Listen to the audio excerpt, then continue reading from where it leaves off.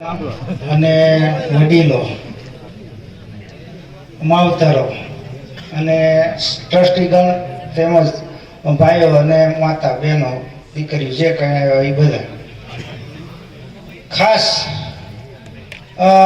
સમાજની વેદના તો ઘણી બધી છે અને એના કારણે જ આ ટ્રસ્ટ મંડળ કામ કરી રહ્યું છે.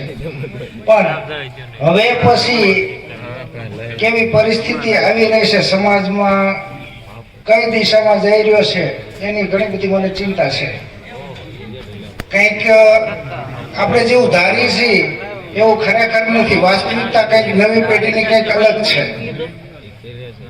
પણ એ આ બધું થઈ જાય પછી એવી ઈચ્છા છે કે ભાઈ કંઈક થોડું હજુ આપણાથી થાય એટલું ફૂલ નહીં તો ફૂલની પાંખડી સામાજિક સુધારા માટે પ્રયત્ન કરશું.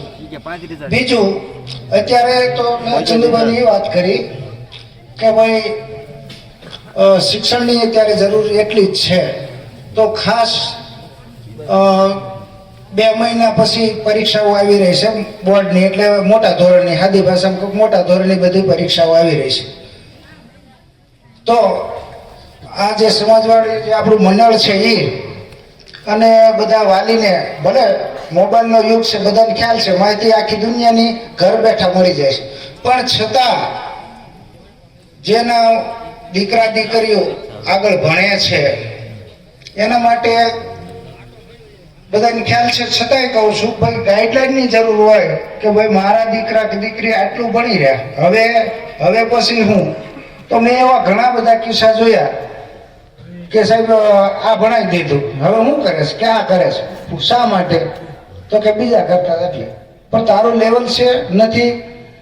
આ માટે પછી કઈ કોલેજમાં મોકલવી, કઈ સ્કૂલમાં મોકલવી, કયું સારું રહેશે, કેવી યોજનાઓ છે, આ બધી બાબતોની એક ચર્ચા થાય.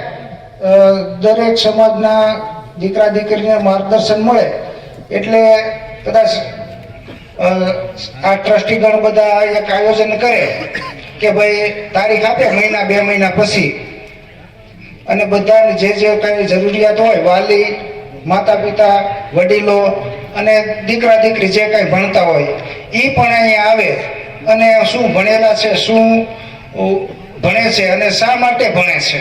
ખાસ આ મહત્વનો મુદ્દો છે. 12મા પછી શા માટે ભણે છે, આ બહુ મહત્વનો મુદ્દો છે.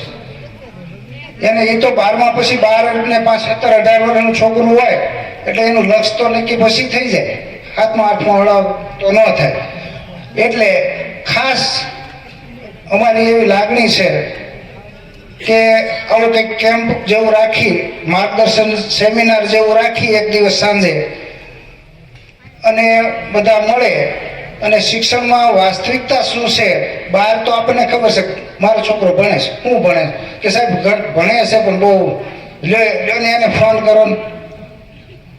એટલે એના માટે મને એવું લાગ્યું કે ભાઈ આપણે બધા ભેગા મળી અને જો આયોજન થાય તો આપણે એક દિવસ શિક્ષણને લગતો માર્ગદર્શન સેમિનાર એક દિવસ સાંજે ગોઠવીએ. બધા વાળું પાણી કરીને આવે, 1-1.5 કલાક. એવી મારી ઈચ્છા છે. તો બધાનો સહકાર મળશે અને આમાં કોઈ કાંઈ ખર્ચો છે નહીં. એટલું તો મારું કહેવાય નોલેજ વધશે કે ભાઈ આ લાઈનમાં જાઓ તો આવો ભવિષ્યમાં આવે છે, આ લાઈનમાં જાઓ તો આવો ખર્ચો થાય છે, કઈ સ્કૂલ સારી છે અને અત્યારે કેવડી હરીફાઈ છે. એટલે આવી વાત હતી. જો આવું થાય તો અમે શક્ય એટલા પ્રયત્ન કરશું અને માર્ગદર્શન આપવા માટે જરૂર પડે તો અમે અમારા કોન્ટેક્ટમાં હોય તો એ લોકોને પણ અમે અહીંયા લઈ આવશું. બરોબર? બસ આટલું કહી અને અસ્તુ. જય હિન્દ, જય સમાજ.